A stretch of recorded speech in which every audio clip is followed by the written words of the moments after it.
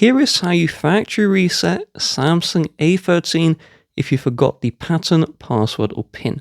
So the first step is we must connect the phone to another computer or an Android phone. Next, I'm going to show you the key combination, and then we'll do it together. So we're going to press and hold power and volume down for 10 seconds, then we will release from both buttons.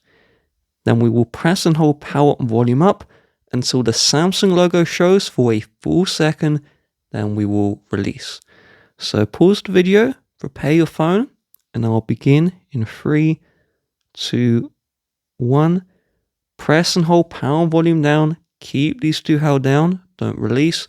I'll start counting now. 7, 8, 9, 10. Release power and volume down. Now press and hold power and volume up. We want the Samsung logo to show for a full second, then release. If this works, great, skip 10 seconds forward. If not working, first of all, your cable needs to support data transfer. That's the first thing. So if this isn't working, just swap out the cable, and also just swap out the port, maybe connect to an Android phone if you're connecting to the computer. So now the touchscreen isn't working. So we need to use volume down and up to navigate.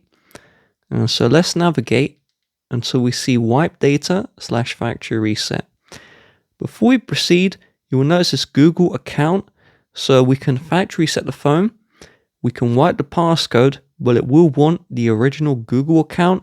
So this won't work if you stole the phone or found it on the floor. So click the power button to select the wipe data option.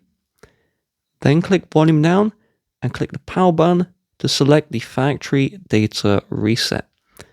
You will then be brought to this screen and click the power button to reboot the system.